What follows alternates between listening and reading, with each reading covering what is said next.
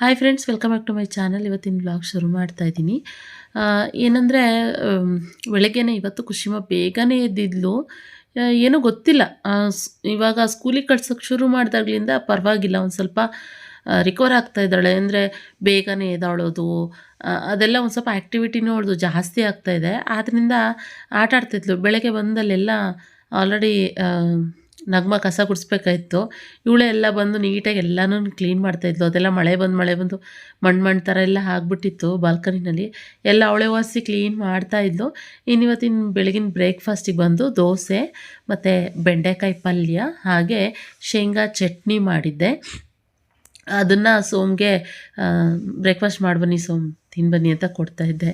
So ಇನ್ನು ಕುಶಿಮ ಆಟ ಆಡ್ತಾಯಿದ್ಲು. ಅವಳಿಗೂ ಕೂಡ ಅವಳಿಗೆ ಸಪ್ರೇಟ್ ಇಡ್ಲಿ ಮಾಡಿದ್ದೆ. ಒಂದೊಬ್ಬೆ ಮಕ್ಕಳಿಗೆ ದೋಸೆಗಿನ ಇಡ್ಲಿ ಚೆನ್ನಾಗಿರುತ್ತಲ್ವ ಅಂದ್ಬಿಟ್ಟು ಇಡ್ಲಿ ಮಾಡಿದ್ದೆ. ನನಗೆ ಈ ಶೇಂಗಾ ಚಟ್ನಿ ಜೊತೆ ನನಗೆ ಎಕ್ಸ್ಪೆಷಲಿ ಇಡ್ಲಿ ತುಂಬ ಇಷ್ಟ ಆಗುತ್ತೆ. ಅದೇನೋ ಯಾವತ್ತೋ ಒಂದಿನ ತಿಂದಿದ್ದೆ. ಈ ನಗ್ಮ ಯಾವುದೋ ಹೋಟ್ಲಿಂದ ತಂದುಕೊಟ್ಟಿದ್ಲು. ಅವಾಗಲಿಂದ ನನಗೆ ತುಂಬ ಇಷ್ಟ ಆಗಿಬಿಟ್ಟಿದೆ. ಆದ್ದರಿಂದ ಅವಾಗಿಂದನೂ ನಾನು ಮನೆಯಲ್ಲಿ ಅದನ್ನೇ ಮಾಡಿ ತಿಂತೀನಿ. ಸರಿ, ಸೋಮ್ಗೆ 2 ದೋಸೆ ಕೊಟ್ಟೆ. ಸರಿ, ಒಂದು 3 ಇಡ್ಲಿನೂ ತಿನ್ನಿರಿ, ಚೆನ್ನಾಗಿರುತ್ತೆ ಅಂತ ಹೇಳಿದೆ. ಮತ್ತು ಹಿಂದಿನ ನೈಟು ಹೀರೆಕಾಯಿ ಮತ್ತು ಅವರೆಕಾಳು ಹಾಕಿ ಸಾಂಬಾರು ಮಾಡಿದ್ದೆ. ಅದೇ ಸಾಂಬಾರು ಇತ್ತಲ್ವ, ಇಡ್ಲಿ ಜೊತೆಗೆ ಚೆನ್ನಾಗಿರುತ್ತೆ ಮತ್ತು ದೋಸೆ ಜೊತೆಗೂ ಕಾಂಬಿನೇಷನ್ ಚೆನ್ನಾಗಿರುತ್ತೆ ಅಂತ ತೊಗೊಂಡು ಕೊಡೋಕ್ಕೆ ಹೋದೆ. ಆದರೆ ಸೋಮ್ ನನಗೆ ಬೇಡ, ಇಡ್ಲಿನೂ ಇಷ್ಟೊಂದು ಬೇಡ ನಿಖಿತ, ನನಗೆ ಸಾಕು 2 ದೋಸೆ ಸಾಕು, ಇಡ್ಲಿನೂ ಏನೋ ತುಂಬ ಫೋರ್ಸ್ ಮಾಡ್ತಾಯಿದ್ದಿಲ್ಲ ಅಂತ ಒಂದೇ ಒಂದು ಇಡ್ಲಿ ತಿಂತೀನಿ, ನನಗೆ ಬೇಡ ಅಂತ ಹೇಳಿದ್ರು. ಸರಿ, ಇನ್ನೇನು ಬೇಡ ಬಿಡಿ, ಹಂಗಿದ್ರೆ ನಾನೇ ತಿಂತೀನಿ. ನನಗೂ ನೈಟು ಊಟ ಮಾಡಿ ಮಲ್ಕೊಂಡಿರಲಿಲ್ಲ. ನಾನು ಲೈಟಾಗಿ ಫ್ರೂಟ್ಸ್ ತಿಂದ್ಬಿಟ್ಟು ಮಲ್ಕೊಂಬಿಟ್ಟಿದ್ದೆ. ಈ ಬೆಳಗ್ಗೆ ಎದ್ದೇಳ್ತಿದ್ದಂಗೆ ತುಂಬಾ ಹೊಟ್ಟೆ ಹಸಿವಾಗ್ತಾಯಿತ್ತು. ಇನ್ನು ನಗ್ಮ ದೋಸೆನ ಬಿಸಿ ದೋಸೆ ಹಾಕ್ತಾಯಿದ್ಲ. ಸರಿ, ಹಾಗಿದ್ರೆ ತಿಂದ್ಬಿಡೋಣ. ನಾನು ಆಮೇಲೆಲ್ಲ ಕಿಚನೆಲ್ಲ ಹಾಗೆ ಅವಳು ಬೇಗ ಕ್ಲೀನ್ ಮಾಡ್ಕೊಂಡು ಬಂದುಬಿಡ್ತಾಳೆ ಅಂದ್ಬಿಟ್ಟು ನಾನು ಖುಷಿಗೆ ತಿನ್ನಿಸ್ಕೊಂಡು ತಿನ್ನಿಸ್ತಾ ನಾನು ತಿಂಡಿ ತಿಂದ್ಬಿಟ್ಟೆ. ಓಕೆ, ತಿಂಡಿ ಎಲ್ಲ ಮಾಡಿದಾಯಿತು. ಸೊ ಇವಾಗ ನಾನು ಸ್ನಾನಕ್ಕೆ ಹೊರಡಬೇಕು. ಕುಶಿಮಾ ರೆಡಿ ಆದ್ಲು. ಅವಳು ಬೆಳಗ್ಗೆ ಎದ್ದಾಳ್ತಿದ್ದಾಗೆ ಬಾತ್ರೂಮ್ ಸ್ನಾನ ಮಾಡ್ಕೊಂಡ್ಬಂದ್ಲು. ಇನ್ನು ಇವತ್ತು ಸೋಮವಾರ, ನಾನಿನ್ನೇನು ಪೂಜೆ ಮಾಡೋ ಹಾಗಿಲ್ಲ, ಅದರಿಂದ ಏನೂ ಟೆನ್ಷನ್ ಇಲ್ಲ. ಈ ಪೂಜೆ ಮಾಡಬೇಕು ಅಂತಂದರೆ ಸೋಮವಾರ ಗುರುವಾರ ಅದೆಲ್ಲ ಒಂದು ಸ್ವಲ್ಪ ಟೆನ್ಷನ್ ಶುರು ಆಗುತ್ತೆ. ಇವ್ರು ಸ್ನಾನ ಮಾಡಬೇಕು, ಇವ್ರು ಪೂಜೆ ಮಾಡಬೇಕು, ಅಲ್ಲಿ ಹೋಗಬೇಕು, ಈ ಥರ ಅನಿಸಿರುತ್ತೆ. ಇವತ್ತೇನಿಲ್ಲ. ಆಗಲೇ ಟೈಮ್ ಬಂದು 10:15 ನಗ್ಮ ಎಲ್ಲ ಕ್ಲೀನ್ ಮಾಡ್ಕೊಂಡು ಬರ್ತಾ ಇದ್ದಾಳೆ. ಆ್ಯಂಡ್ ಜೊತೆಗೆ ಕಿಚನಲ್ಲಿ ಸ್ವಲ್ಪ ಏನೋ ಎಡಬಟ್ಟಾಗಿದೆ, ಅದೆಲ್ಲನೂ ಕ್ಲೀನ್ ಮಾಡಿಸ್ಬೇಕು. ಗೊತ್ತಿಲ್ಲ ಅದು ಯಾವಾಗ ಕ್ಲೀನ್ ಮಾಡಿಸೋದು ಏನು ಅಂತ ಹೇಳಿ. ಇನ್ನು ಬಾಲ್ಕನಿ ನಗ್ಮ ಎಲ್ಲನೂ ಕ್ಲೀನ್ ಮಾಡಿದ್ಲು ಫುಲ್ಲು. ಖುಷಿ ಮತ್ತೆ ಎಲ್ಲನೂ ಹರಡಿದ್ದಾಳೆ, ಅಂದರೆ ಮಣ್ಣೆಲ್ಲ ಚೆಲ್ಲಿ ಎಲ್ಲ ಮಾಡಿದ್ದಾಳೆ. ಅದನ್ನು ಸ್ವಲ್ಪ ಕ್ಲೀನ್ ಮಾಡ್ಕೊಬೇಕು ಹೀಗೆ.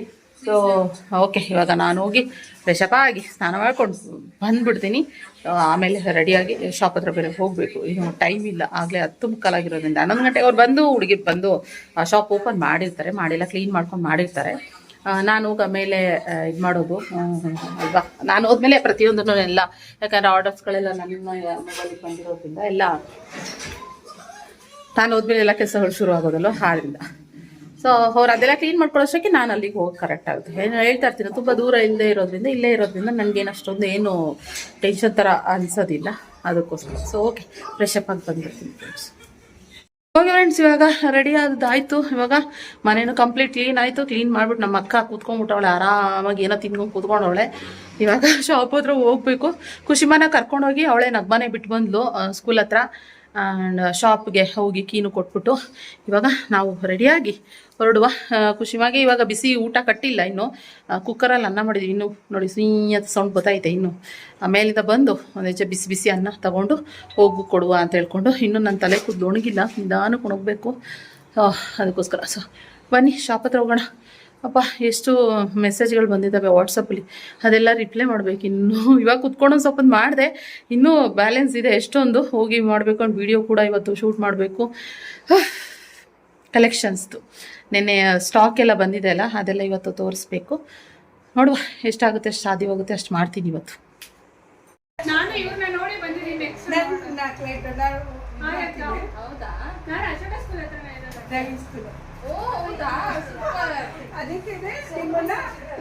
ನೋಡೋದಕ್ಕೆ ನಿಮ್ಮ ಅಪಾರ್ಟ್ಮೆಂಟ್ ಅಲ್ಲಿ ಬರ್ತಿದ್ದಾಗೇನೆ ನಮ್ಮ ಸಬ್ಸ್ಕ್ರೈಬರ್ ಹುಡ್ಕೊಂಡು ಬಂದಿದ್ದಾರೆ. ದಾಸರಳ್ಳಿದ್ದಾರೆ, SRS ಡ್ರೈವಿಂಗ್ ಸ್ಕೂಲ್ ಬಗಲಗುಂಟೆನಲ್ಲಿ ಇರೋದಂತೆ. ಹೊನ್ನೇಗೌಡರು ಕನ್ಸ್ಟ್ರಕ್ಷನ್. ರಿಯಲ್ ಎಸ್ಟೇಟ್ ಕೂಡ ಮಾಡ್ತೀರಾ? ಓ ಸೂಪರ್, ತುಂಬಾ ಆಕ್ಟಿವ್ ಆಗಿದ್ದಾರೆ, ನಮ್ಮ ಥರನೇ. ಆಕ್ಚುಲಿ ನಾನು ನೆನ್ಸ್ಕೊಳ್ತೀನಿ ಗೊತ್ತಾ, ಎಲ್ಲ ನಮ್ಮ ತರನೇ ಫಿಮಿಲಿಯರ್ ಆಗಿ ಬರ್ತಾರೆ.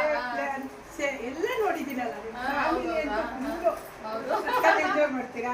ಆಮೇಲೆ ಅದೊಂದು ಖುಷಿ. ಆಮೇಲೆ ನಿಮ್ಮ ತಮ್ಮ ಬರೋದು ಎಲ್ಲನೂ ತುಂಬಾ ಖುಷಿ ಆಗುತ್ತೆ ನಾನು ನೋಡೋದಕ್ಕೆ. ಒಟ್ನಲ್ಲಿ ನಮ್ಗೆ ಸಿಕ್ಕಿದ ಖುಷಿ ಆಯ್ತು. ಖುಷಿ ಆಯ್ತು. ಎಲ್ಲ ಬಂದಿದ್ದಾರೆ ಫ್ರೆಂಡ್ಸ್ ಎಲ್ಲ? ಇಲ್ಲ, ಇವ್ರು ಬೇರೆಯವರು. ಹೌದು, ನನ್ನ ಹೌದಾ? ಪರವಾಗಿಲ್ಲ. ಒಬ್ಬೊಬ್ರು ಕ್ಯಾಮ್ರಾಗೆ ಬರಕ್ಕೆ ಇಷ್ಟಪಡಲ್ಲ, ಪರವಾಗಿಲ್ಲ. ಆಮೇಲೆ ಡ್ರೆಸ್ ಅವ್ರು ತಗೊಳೋದಕ್ಕೂ ಚಾಯ್ಸ್ ಮಾಡಿ ಒಂದೇ ಏನೇನೋ ಇಲ್ಲ ಇಲ್ಲ ಇಲ್ಲೇ ಇರೋದಾ? Okay okay. ಅವರು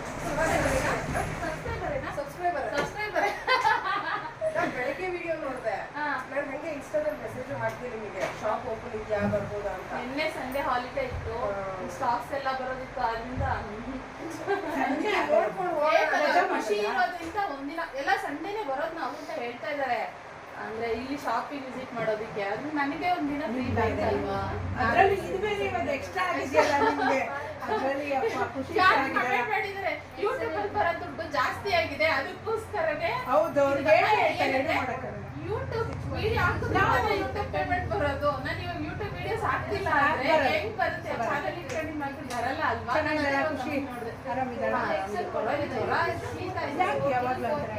ಮತ್ತೆ ಇತ್ತೀಚೆಗೆ ಒಂದು 2 ವರ್ಷ ಆದ್ಮೇಲೆ ಇದು ಆಗ್ತಾ ಇದೆ. ತುಂಬಾ ವೀಕ್ಲಿ ಒಂದ್ಸಲ ಡೈಲಿ ಹೋಗ್ತಾ ಇರ್ತೀರಾ? ತುಂಬಾ ದೃಷ್ಟಿ ಆಗ್ತಾ ಇರುತ್ತೆ. ಅದಕ್ಕೋಸ್ಕರ ಅವಳ ಹೆಸರೆಲ್ಲ ಹಾಕೋದ್ರಲ್ಲೇ ದೃಷ್ಟಿ ಇದೆಯಂತೆ.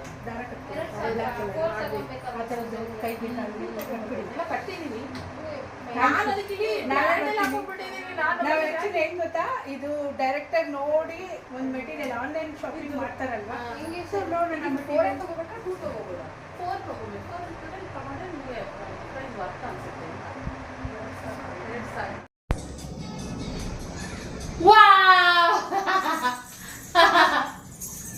ಓಕೆ ಫ್ರೆಂಡ್ಸ್, ಇವಾಗ ಮತ್ತೆ ಸಂಜೆ ವ್ಲಾಗ್ ಕಂಟಿನ್ಯೂ ಮಾಡ್ತಾ ಇದೀವಿ. ಇದು ಖುಷಿ ಬಗ್ಗೆ ಹಾಗೆ ತಂದು ಒಂದು 20 ದಿನನೇನೋ ಆಯ್ತು. ಇಲ್ಲಿ ಖುಷಿ ಬಾ, ಇಲ್ಲಿ ಒಂದು 20 ದಿನ ಆಯ್ತು. ಅವ್ರು ಸಿಟ್ಟಿದ್ದೆ ಕೇಳ್ತಾನೆ ಇರ್ತಾಳೆ ಅಂತ. ಇವಾಗ ಕಣ್ಣಿಗೆ ಕಾಣಿಸ್ಬಿಡ್ತು, ಕಣ್ಣಿಗೆ ಬಿತ್ತು. ಅವತ್ತು ಕಣ್ಣಿಗೆ ಬಿಟ್ಬಿಡ್ತು ಅಂತ ಎತ್ತಿಟ್ಬಿಟ್ಟಿದ್ವಿ. ಇವಾಗ ಅವಳು ಕಾಣಿಸ್ಬಿಡ್ತು, ಅದಕ್ಕೆ ಏನ್ ಹಠ ಮಾಡ್ತಾವ್. ಅದೇನೋ ಒಂಥರ ಖುಷಿ. ನಾವೆಲ್ಲ ಈತರ ಹೆಂಗೆ ಅಂದ್ರೆ ಕಳ್ಳಿ ಗಿಡ ಅಂತ ಬರ್ತಿತ್ತು. ಅದನ್ನ ಹಿಂಗೆ ಎಲೆ ಕಿತ್ಕೊಂಡು ಹಿಂಗೆ ತಪ್ಪ ಅಂತ ಮುರಿದ್ಬಿಟ್ಟು ಇವಾಗೆಲ್ಲ ನೋಡಿ ಟೆಕ್ನಾಲಜಿ ಫುಲ್ ಚೇಂಜ್. ಇವಾಗಲ್ಲ ಆಲೆ ತುಂಬಾ ದಿನ ಆಯ್ತು. ಚೆಲ್ಬಿಟ್ಲು ನನ್ನ ಮಗಳು. ಅದಕ್ಕೆ ನೋಡಿ ಯಾವ ಅವಸ್ಥೆ ಅಂತ ಹೇಳ್ಬಿಟ್ಟು ಇವತ್ತು ಏನು ಬೆಳಗ್ಗೆ ವ್ಲಾಗ್ ಮಾಡಿದ್ದು, ಮತ್ತೆ ವ್ಲಾಗ್ ಕಂಟಿನ್ಯೂ ಮಾಡಕ್ಕೆ ಆಗಲೇ ಇಲ್ಲ. ಸೊ ಹೀಗೆ ಓಕೆ ಬನ್ನಿ ಕುಷ್ಮಾ, ಇಲ್ಲಿ ಇಲ್ಲಿ ಇಲ್ಲಿ ಇಲ್ಲಿ ಇಲ್ಲಿ ಇಲ್ಲಿ ಇಲ್ಲಿ ಇಲ್ಲಿ ಇಲ್ಲಿ ಇಲ್ಲಿ ಇಲ್ಲಿ ಓಕೆ. ಇವಾಗ ಇವತ್ತು ಬಂದು ರಕ್ಷಿತ್ ಬರ್ತಡೆ, ಜೊತೆಗೆ ರಕ್ಷಾ ಬಂಧನ್ ಕೂಡ ಇದೆ. ಸೊ ಕುಷ್ಮಾ ಕೈಯಿಂದ ರಕ್ಷಾ ಬಂಧನ್ ರಾಖಿ ಕಟ್ಟಿಸ್ಬೇಕು.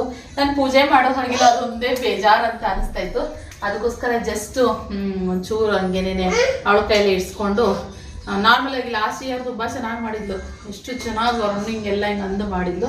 ಸೊ ಜಸ್ಟ್ ಅದನ್ನೇ ಮಾಡಿಸೋಣ, ಒಂಚೂರು ಆರತಿ ಮಾಡಿಸಿಸ್ಬಿಟ್ಟು ಅಂತ ಹೇಳ್ಬಿಟ್ಟು ಇವಾಗ ಇದು ಮಾಡ್ತಾ ಇದ್ದೀನಿ. ನನಗೆ ಥ್ರೋಟ್ ಇನ್ಫೆಕ್ಷನ್ ಆಗ್ಬಿಟ್ಟಿದೆ, ಫುಲ್ ಹೊಟ್ಟೋಗ್ಬಿಟ್ಟಿದೆ, ಗಂಟ್ಲು ಕಡಿತಾ ಇದೆಲ್ಲ. ಟ್ಯಾಬ್ಲೆಟ್ ತಗೊಂಡು ಮೈ ಕೈಯೆಲ್ಲ ಹೊಡ್ತಾ ಶುರು ಆಗ್ತಾಯಿದೆ. ಮಲ್ಕೊಂಡ್ರೆ ಸಾಕು ಆಗಲೇ 9 ಗಂಟೆ ಮೇಲೆ ಆಗೋಯ್ತು ಟೈಮು. ಸೊ ಅದಕ್ಕೆ ರೆಡಿ ಮಾಡ್ಕೊತಾ ಇದ್ದೀನಿ. ಇವಾಗ ರಾಖಿ ಎಲ್ಲ ಬುಕ್ ಮಾಡಿದೆ. ಸೊ ಬಂದಿದೆ ಸ್ವೀಟ್ಸು, ರಾಖಿ ಎಲ್ಲನೂ. ಸೊ ರಾಖಿ ಕಟ್ಸುವ ಅಂತ ಹೇಳಿ. ಸೊ ಓಕೆ, ಎಲ್ಲ ರೆಡಿ ಮಾಡ್ಕೊಂಡು ಬಿಡ್ತೀನಿ. ಹಾಗೆ ಲಾಸ್ಟ್ ಟೈಮು ನಾನು ಇದೊಂದು ಡ್ರೆಸ್ ಹಾಕ್ಕೊಂಡಿದ್ದೆ. ಇದಂತೂ ಸುಮಾರು ಜನ ಕೇಳ್ತಾನೆ, ನಿಖಿತಾ ಇದ್ರ ಲಿಂಕ್ ಕೊಡಿ ಅಂತ ಸುಮಾರು ಜನ ಕೇಳ್ತಾನೆ ಇದ್ರು. ಸೊ ಅದಕ್ಕೋಸ್ಕರನೇ ಸರಿ ಅದ್ರ ಲಿಂಕ್ನ ಕೊಡೋಣ ಡಿಸ್ಕ್ರಿಪ್ಷನ್ ಬಾಕ್ಸಲ್ಲಿ ಅಂದ್ಬಿಟ್ಟು ಅಂದ್ಕೊಂಡಿದ್ದೆ. ಇದು ಸೇಮ್ ಡ್ರೆಸ್ಸು, ಅದೇ ಕಲರ್, ಸ್ವಲ್ಪ ನನಗೆ ಲೂಸ್ ಅಂತ ಅನ್ನಿಸ್ತು. ಹೆಂಗಾಗ್ಬಿಟ್ಟಿದೆ ಅಂದರೆ ಇವಾಗ ನಾನು ಯೂಶಲಿ XXL ತೊಗೊಳ್ತೀನಿ ಆಯಿತಾ. ಆದರೆ ಇವಾಗ ಹೆಂಗೆ ಅಂತಂದರೆ XLಗೂ ಇಲ್ಲ, XXLಗೆ ಸೆಂಟ್ರಿಗೆ ಬಂದುಬಿಟ್ಟಿದ್ದೀನೋ ಏನೋ ಗೊತ್ತಿಲ್ಲ. XL ತೊಗೊಂಡ್ರೆ ಪರ್ಫೆಕ್ಟಾಗಿ ನಂಗೆ ಬಾಡಿ ಫಿಟ್ಟಿಂಗ್ ಆಗುತ್ತೆ. ಆದರೆ ಸ್ವಲ್ಪ ಸ್ಲೀವ್ ಹತ್ರ ಟೈಟ್ ಆದಂಗೆ ಅನಿಸಿದ್ರೆ ನನಗೆ ಫ್ರೀ ಅಂತ ಅನಿಸಲ್ಲ. ಅದಕ್ಕೋಸ್ಕರ ಇದೊಂದು ಸ್ವಲ್ಪ ಚೆನ್ನಾಗಿದೆ ಅಂತ ಅನ್ನಿಸ್ತು. ಅದಕ್ಕೆ ಕೆಲವೊಂದು ಡ್ರೆಸ್ ಇಟ್ಕೊಂಡು ಇನ್ನು ಕೆಲವೊಂದು ಬೇರೆ ಸೈಜು ಸ್ವಲ್ಪ ಕಮ್ಮಿ ಸೈಜಿನ ತರಿಸೋಣ ಅಂತ ಅಂದ್ಕೊಂಡಿದ್ದೆ. ನನಗೆ ಇವಾಗ ಬಟ್ಟೆಗಳು ಡೈಲಿ ಹಾಕ್ಕೊಳ್ತಾ ಇರೋದ್ರಿಂದ ನನಗೆ ಎಷ್ಟಿದ್ರೂ ಸಾಲೋದಿಲ್ಲ. ಇನ್ನು ಶಾಪಲ್ಲಿರೋದು ಅಷ್ಟೇ, ಕೆಲವೊಂದು ನಾವು ವೇರ್ ಮಾಡ್ತೀನಲ್ವ ಅದನ್ನು ನಾನೇ ಇಟ್ಕೊಂಡು ಬಿಡ್ತಾಯಿದ್ದೀನಿ ಕೂಡ. ಹಾಗೆ ನಿಮಗೆ ಡ್ರೆಸ್ ಬೇಕಂದರೆ ಲಿಂಕ್ನ ಡಿಸ್ಕ್ರಿಪ್ಷನ್ ಬಾಕ್ಸಲ್ಲಿ ಕೊಟ್ಟಿರ್ತೀನಿ, ಚೆಕ್ ಮಾಡಿ. ಇನ್ನು ಕುಶಿಮಾ ರಕ್ಷಿತ್ಗೆ ರಾಖಿ ಕಟ್ಟಿ ಸ್ವೀಟ್ಸ್ ತಿನ್ನಿಸಿ ಆರತಿ ಎಲ್ಲ ತೆಗಿತಾ ಇದ್ದಾಳೆ. ಸೊ ಇವತ್ತು ಟ್ರೈಪಾಡ್ನ ಏನು ಮಾಡಿಬಿಟ್ಟಿದ್ದೀನಿ ಅಂದರೆ ನಾನು ಶಾಪಲ್ಲೇ ಇಟ್ಬಿಟ್ಟು ಬಂದುಬಿಟ್ಟಿದ್ದೆ, ಇರಲಿಲ್ಲ. ಆದ್ದರಿಂದ ಇವಾಗ ನಾವೇ ಕೈಯಲ್ಲಿ ಇಟ್ಕೊಂಡು ಕ್ಯಾಮ್ರಾನ ಒಂದು ಕಡೆಗೆ ಇಟ್ಬಿಟ್ಟು ಮಾಡ್ತಾಯಿದ್ವಿ. ಸೊ ಕ್ಯೂಟಾಗಿ ಏನು ಅವಳಿಗೊಂಥರ ಖುಷಿ ಇದೆಲ್ಲ ಅವಳಿಗೆ ಮಾಡಬೇಕಂದ್ರೆ. ಯಾವಾಗಲೂ ಅಷ್ಟೇ, ಲಾಸ್ಟ್ ಇಯರ್ ಕೂಡ ತುಂಬ ಚೆನ್ನಾಗಿ ಮಾಡಿದ್ಲು. ಅವನಿಗೆ ಸ್ವೀಟ್ಸ್ ತಿನ್ನಿಸಿ ಆರತಿ ಮಾಡಿ ಆಮೇಲೆ ನಮಸ್ಕಾರ ಮಾಡೋ ಥರ ಮಾಡಿ ಎಷ್ಟು ಚೆನ್ನಾಗಿ ಮಾಡಿದ್ಲು. ಅದ್ರ ಜೊತೆಗೆ ಏನು ಗೊತ್ತಾ, ಇವಾಗ ರಕ್ಷಿತಿಗೆ ಮಾಡ್ತಾಯಿದ್ಲಲ್ವಾ, ಇವಾಗ ಅವ್ರ ಅಪ್ಪಂಗೂ ಮಾಡಬೇಕು ಅಂತ, ಪಪ್ಪ ಬನ್ನಿ ಬನ್ನಿ ನಿಮಗೂ ಮಾಡ್ತೀನಿ ಬನ್ನಿ ಅಂತ ಅವ್ರ ಅಪ್ಪಂಗೆ ಕುಂಕುಮ ಎಲ್ಲ ಇಟ್ಟು ಎಷ್ಟು ಹಿಂಗೆಲ್ಲ ಮಾಡಿದ್ಲು ಗೊತ್ತಾ, ಕ್ಯೂಟ್ ಅಂತ ಅನ್ನಿಸ್ತಾ ಇತ್ತು. ಅದರಲ್ಲೂ ಆರತಿ ಮಾಡುವಾಗ ಇವಳು ಯಾವಾಗಲೂ ಲೆಫ್ಟಿಂದ ರೈಟಿಂಗ್ ಮಾಡಿದ್ರೆ ಎಲ್ಲರೂ, ಇವಳು ರೈಟಿಂದ ಲೆಫ್ಟಿಂಗ್ ಮಾಡ್ತಾಳೆ. ಎಷ್ಟು ಹೇಳ್ಕೊಟ್ರು ಅವಳಿಗೆ ಅವಳು ಹೆಂಗೆ ಮಾಡಬೇಕೋ ಅದೇ ಥರನೇ ಮಾಡ್ತಾಳೆ. ಅಪ್ಪಂಗೆ ಕುಂಕುಮ ಮಾಡ್ಬೇಕಂತೆ.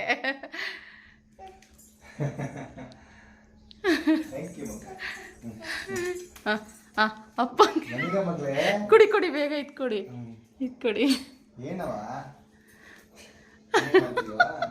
ಅಯ್ಯೋ ಅಯ್ಯೋ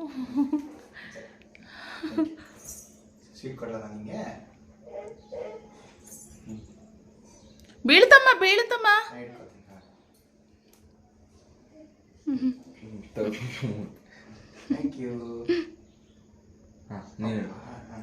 ಸ್ವೀಟು ಬೀಳುತ್ತಮ್ಮ ಬೀಳುತ್ತೆ, ಹುಷಾರು. ಅಮ್ಮ ಸ್ವೀಟ್ ತಿನ್ಸಮ್ಮ. ಸ್ವೀಟ್ ಕೊಡು. ಸ್ವೀಟ್ ಸರಿ. ಜೈ ಜೈನಾ. ಓಕೆ ಓಕೆ ಹಾಂ ಕೊಟ್ಬಿಡ್ರಿ, ಪಪ್ಪ ಕೈ ಕೊಟ್ಬಿಡ್ರಿ, ಪಪ್ಪ ಕೈ ಕೊಟ್ಬಿಡ್ರಿ. No no no. ಶೀತ ಆಗ್ಬಿಟ್ಟಿದೆ ಅವಳಿಗೆ. ಅಯ್ಯೋ ಅಯ್ಯೋ ಅಯ್ಯೋ ಸುಡುತ್ತಮ್ಮ. ದೇವ್ರಿಗೆ ಮಾಡ್ತಾ ದೇವ್ರಿಗೆ ಮಾಡ್ತಾವ್ರೆ ನಮ್ಮ ಅಮ್ಮನವರು ಅಲ್ಲಿ.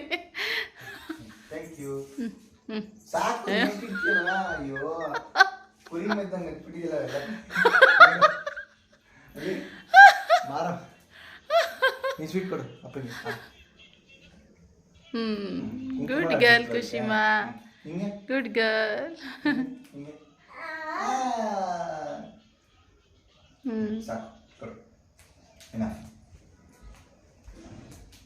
ಓಕೆ ಆಯಿತು. ನಮ್ಮ ಕುಶಿಮಾ ರಕ್ಷಾಬಂಧನ್ ಮಾಡಿದ್ಲು.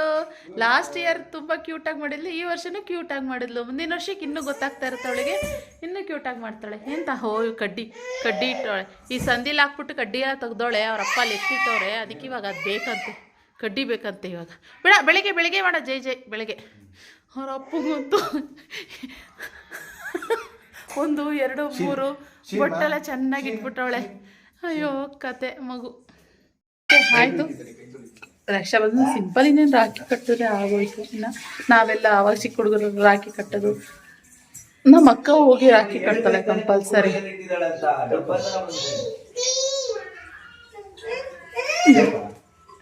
ರೀಲ್ ಮಾಡ್ಕೊಂಡು ಶಾರ್ಟು ಅದು ಹಿಂಗೆ ಬಂದಿದೆಯೋ ನೋಡ್ಬೇಕು, ಅದಕ್ಕೊಂದು ಸಾಂಗ್ ಹಾಕಿದ್ರೆ ಆಗೋಗುತ್ತೆ.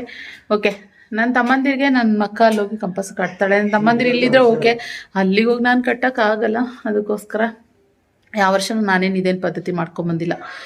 ಕಟ್ಟೋ ಥರ ಮದುವೆ ಆದಾಗಲಿಂದ ಅಲ್ಲಿ ಹೋಗ್ಬಿಟ್ಟು ಕಟ್ಟೋ ಥರ ಎಲ್ಲ ಅಣ್ಣ ತಮ್ಮಂದಿರಿಗೆ ಎಲ್ಲರಿಗೂ. ಸೊ ಅಲ್ಲಿರುವವ್ರಿಗೂ ಕಟ್ಟಿದ್ದೀನಿ ಅದಕ್ಕೋಸ್ಕರ. ಸೊ ಓಕೆ, ಇವಾಗ ಒಂಚೂರು ಅಡುಗೆ ಕಡೆ ಗಮನ ಕೊಡುವ. ಏನು ಅಡುಗೆ ಏನು ಮಾಡೋದು ಏನು ಎತ್ತ ಅಂತ ಹೇಳಿ ನಂಗೊಂದು ತುಂಬ ಟಯರ್ಡ್ ಆಗ್ತಿದೆ. ಮೈಕೈ ಇದು ನನಗೆ ಥ್ರೋಟ್ ಇನ್ಫೆಕ್ಷನ್ ಆಗಿಬಿಟ್ರೆ ಮೈಕೈ ಎಲ್ಲ ತುಂಬ ಹೊಡೆಯೋ ಥರ ಆಗುತ್ತೆ, ಜಾಯಿಂಟ್ ಪೇನ್ ಶುರು ಆಗ್ಬಿಡುತ್ತೆ. ಹಂಗೆ ಆಗ್ತಾಯಿದೆ. ಆದರೂ ಏನೋ ಎಷ್ಟೆಲ್ಲ ಮಾಡ್ತಾಯಿದ್ದೀನಿ, ಏನೋ ಗೊತ್ತಿಲ್ಲ. ಟ್ಯಾಬ್ಲೆಟ್ ಎಲ್ಲ ತೊಗೊಂಡು ಮಲ್ಕೊಬೇಕು. ನೋಡುವ, ಇವಾಗ ಕಿಚನ್ ಕಡೆಗೆ ಹೋಗ್ತೀನಿ. ಖುಷಿಮಾ ನೋಡಿ ಅದು ಹೆಂಗೆ ಆಡ್ತಾರೆ ಅದೇ ಥರ ನೋಡಿ ಡ್ಯಾನ್ಸ್ ಆಡೋದು ನೋಡಿ. ಹಾಂ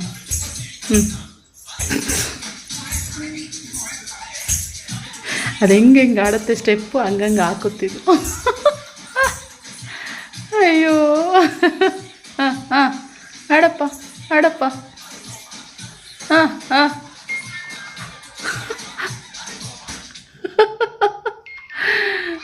ಅಷ್ಟೇ ಮುಗೀತಿಲ್ಲ ಅದು.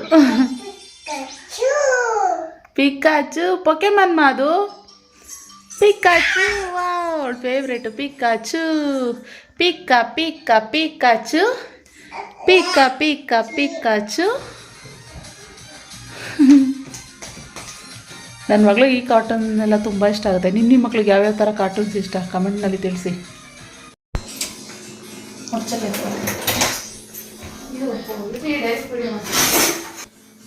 ಓಕೆ ಫ್ರೆಂಡ್ಸ್, ಬೆಳಗ್ಗೆ ಮಾಡಿರೋದು ಚಪಾತಿ, ಬೆಂಡೆಕಾಯಿ ಪಲ್ಯ, ಆಮೇಲೆ ಎಂತ ಸಾಂಬಾರು ಎಲ್ಲ ಹಾಗಾಗಿದೆ. ನಿನ್ನೆ ಮಾಡಿರೋ ಸಾಂಬಾರು ಎಲ್ಲ ಹಾಗಾಗೇ ಇದ್ದೇನೆ.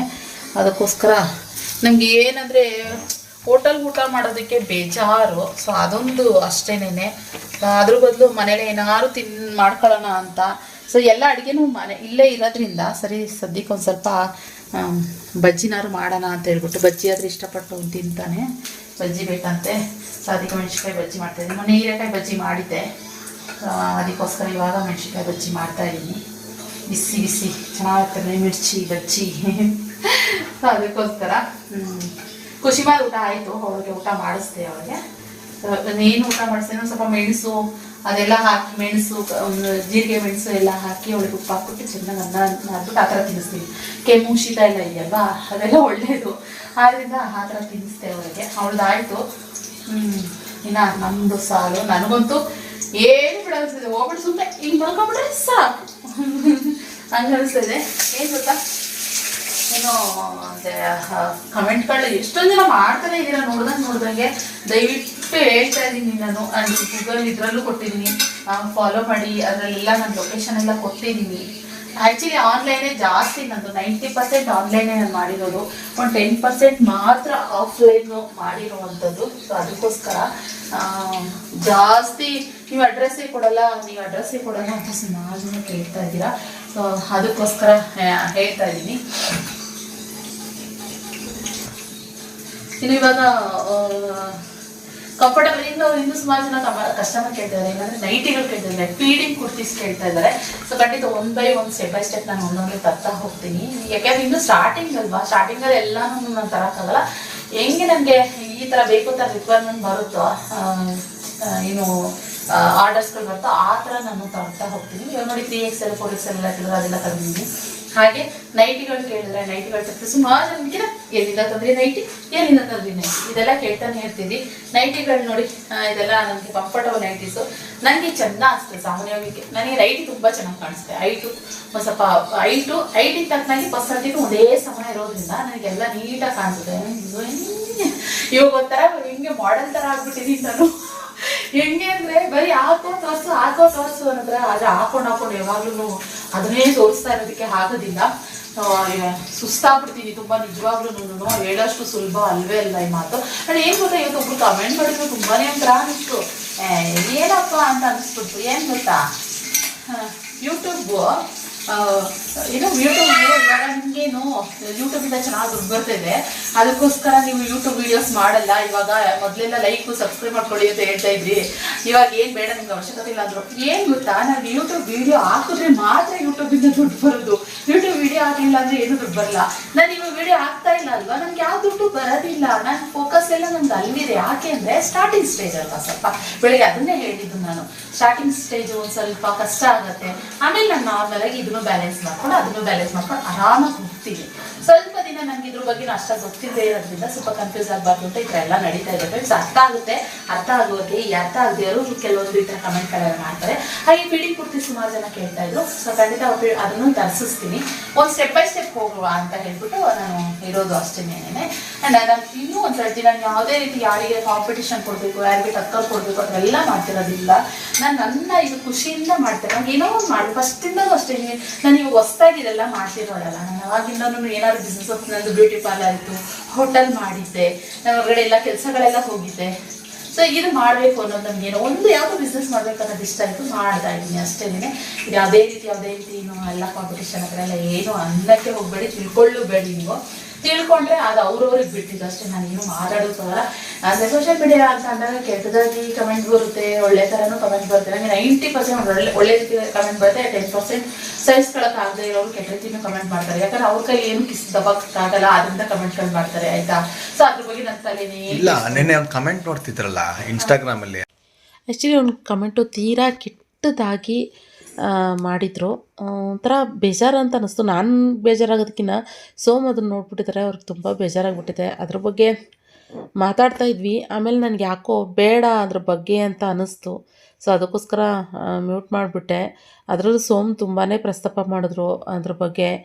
ಅವ್ರಿಗೆ ತುಂಬ ಹರ್ಟ್ ಆಗಿದ್ದರಿಂದ ಮನಸ್ಸಿಗೆ ನಾನು ಅದನ್ನೆಲ್ಲ ಮ್ಯೂಟ್ ಮಾಡಿಬಿಟ್ಟೆ ಫ್ರೆಂಡ್ಸ್, ಬೇಡ ಅಂದ್ಬಿಟ್ಟೆ. ನಮ್ಮ ನನಗೆ ಮಗು ಮುಂದೆನೂ ಈ ವಿಚಾರ ಎಲ್ಲ ಮಾತಾಡೋಕೆ ನಿಜವಾಗ್ಲೂ ಇಷ್ಟ ಇಲ್ಲ. ಮಗು ಅಮ್ಮ ಅಲ್ಲಿ ತೋರಿಸಿ ಯಾರದು ಅಂತ.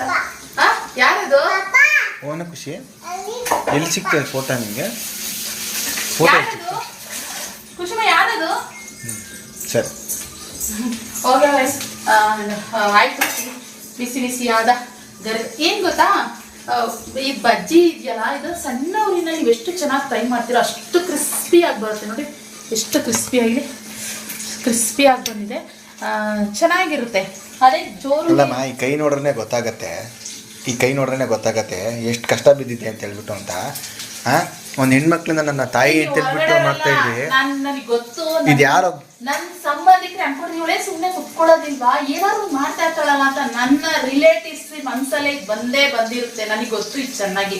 ನನ್ಗೆ ಆಗದೆ ಇರೋರು ಇರ್ಬೋದು, ನನ್ಗೆ ಆಗೋರು, ನನ್ಗೆ ಆಗದೆ ಇರೋರು ಎಲ್ಲರೂ ಈ ವಿಷಯನ ಥಿಂಕ್ ಮಾಡಿರ್ತಾರೆ. ಹೌದು, ನನಗೆ ಸುಮ್ಮನೆ ಕುತ್ಕೊಳ್ಳೋದಕ್ಕಾಗಲ್ಲ, ಏನಾದ್ರು ಮಾಡ್ತಾ ಇರಬೇಕು. ಯಾಕೆ ಸುಮ್ಮನೆ ಕುತ್ಕೋಬೇಕು? ಏನಾದ್ರು ಒಂದು ಆಕ್ಟಿವಿಟೀಸ್ ಸಕ್ಸಸ್ ಆಗುತ್ತೋ ಸಕ್ಸಸ್ ಆಗಲ್ವೋ ಅದು ಸೆಕೆಂಡ್ರಿ. ಅದು ಏನಾದ್ರು ಒಂದು ಮುಂದೆ ನಿಂತ್ಕೊಂಡು ಮಾಡ್ತೀವಲ್ಲ ಅದಲ್ವಾ ಮೇನ್ ಬರಬೇಕು. ನಂಗೆ ಆಲೇ ಎಲ್ಲರೂ ಅಯ್ಯೋ ನಂಗೆ ಅದು ಮಾತಾಡೋಕ್ಕೂ ಇಷ್ಟ ಇಲ್ಲ. ಬಿಡಾಕಿ ಮಾತಾಡಿದಷ್ಟು ಹೋಲ್ಸು ಅದು ಯಾಕೋ ಪ್ರವೋಕ್ ಆಗ್ತಾ ಇತ್ತು ಅದಷ್ಟೇ.